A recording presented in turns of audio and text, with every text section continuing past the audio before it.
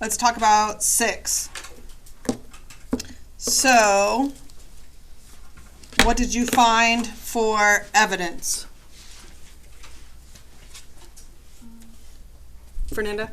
I think the many world leaders is an audience of American allies.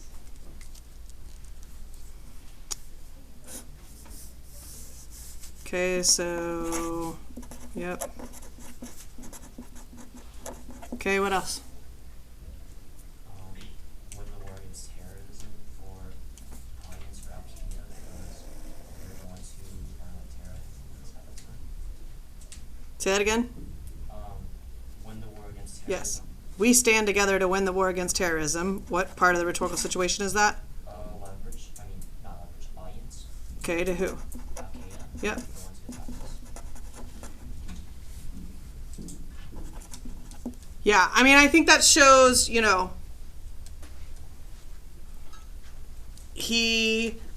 think you could tie those two together, right? Like he's leveraging the idea of our allies and our friendship with our allies to basically threaten the other audience that this is, which is the terrorists. Yep. Anything else?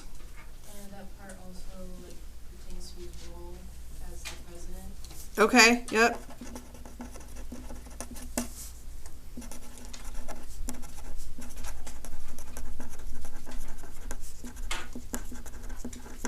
Okay. So what do we have for tone? Appreciated and sincere. Sincere is good, yeah. I like sincere. Said optimistic also. Okay. I like that, yeah. Those are good. What about main idea? Giving thanks to those who helped. Yep, like thanking allies. Okay. What about paragraph 7? I underlined the first sentence and I just have like 3 different things for that. Like this list of people? Just like all the first sentence and I just like did a bunch of stuff for like that one. Okay. I did the speaker hit like because he talks about for the children and stuff. So he's his position as a father, so he's like Okay. more empathy in that sense. Good. 'Cause he has kids, and the audience are families affected, and then the people who are scared because it talks about those who've been threatened. Yeah, and I hold on, I'm gonna write this down and then. Yeah, I like the idea of the scared Americans because though he is talking about those who grieve, specifically those who are grieving are the people that have lost somebody, right? But then when you look at the children whose worlds have been shattered, literally, yes, the kids that are impacted by the loss, but then also you think about a whole generation that is growing up with this reality of this terroristic threat coming up, right? So when y'all grew up, it's gonna sound really old.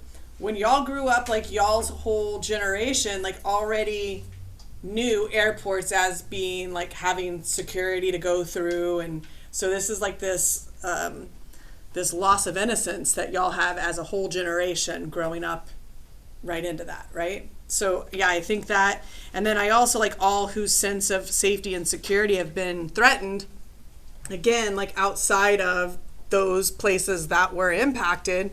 I was in Texas teaching and coaching at that time, and that day and that whole entire week, all events were canceled, no games, because people were scared to gather in large groups for fear of something happening, right?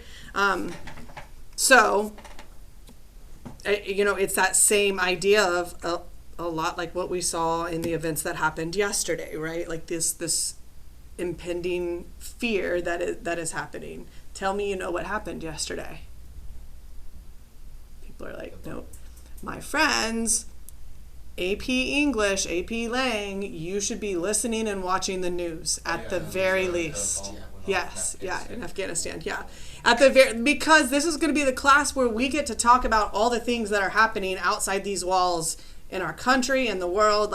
We bring everything in here. So if at the very least you listen to a podcast that like is just a news briefing for the day, New York Times does a daily briefing. I think it's called The Daily. It's like 10 minutes long, and it's all the important events from the day, right? Those are the things that y'all need to be listening to. Okay, what else? Did anybody do? Sarah, go ahead. So just like the time, like there's lots of like I pray, I ask for your prayers, and then the Bible verse at the Yep. end. For the speaker, that kind of like his religious background or bias. Okay, so for the speaker, that relates him as like a faithful person. Something kind of similar. Okay, go ahead. I did comforted by a power greater than any of us, and Oh. Go ahead. that's like leverage with religious comfort, kind of. Do we have religious comfort in there as one of our things that we're leveraging? So here's where this comes, right? It's not wrong. You're absolutely correct. You're moving into analysis. I need you to stop. Okay. But thinking of that, let's step back into the rhetorical situation and say, that is leveraging something for what part or for who from the rhetorical situation? Scared American? Yeah.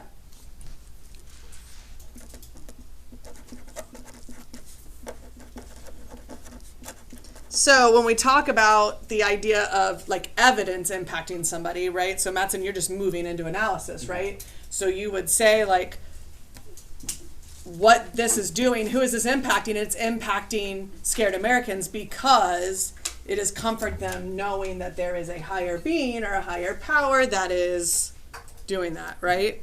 All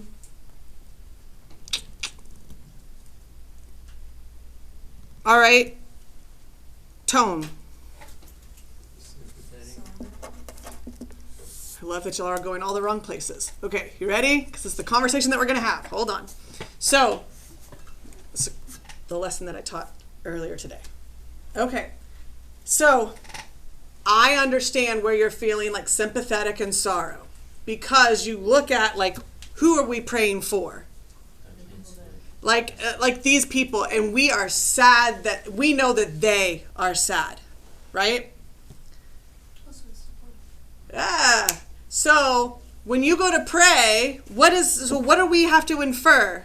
Tonight I ask for your prayers. What is he asking them to pray for? Okay, so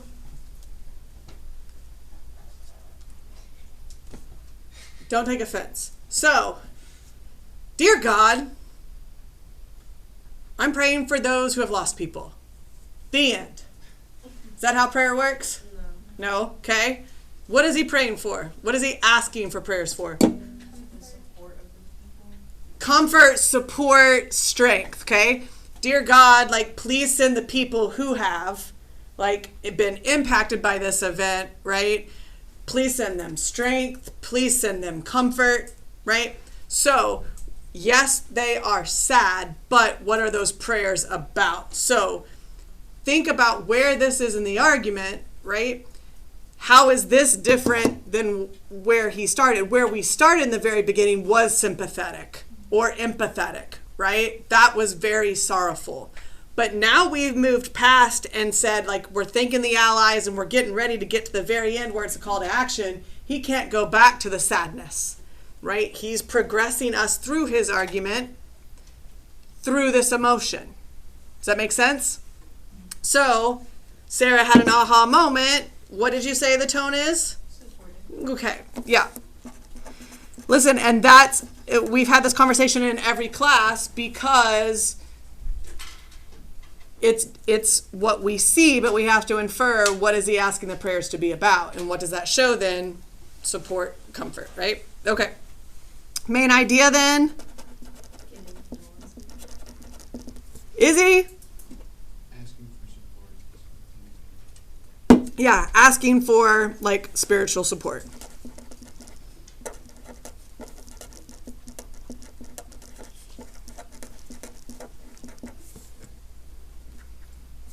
All right.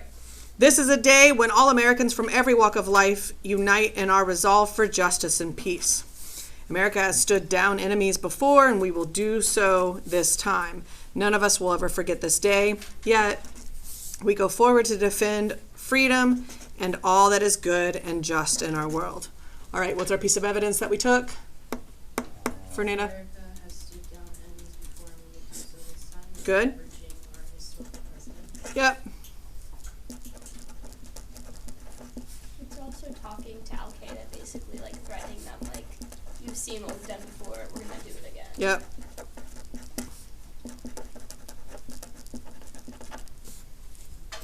Good. Anything else? Defend freedom and all that is good and just in our world is leveraging the patriotism. Yep. Because that's what we're founded on, right?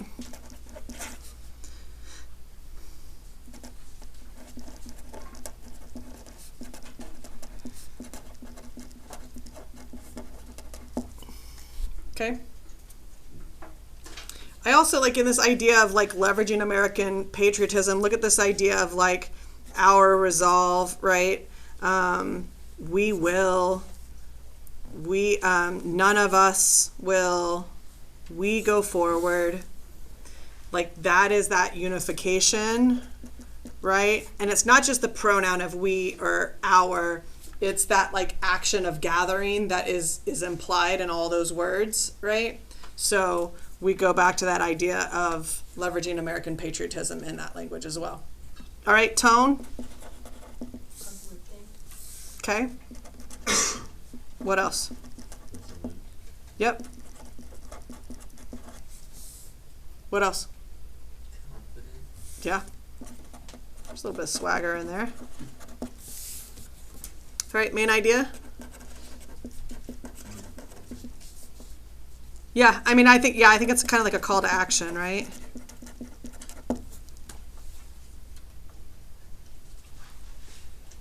All right. So, that, my friends, is Bush 9/11.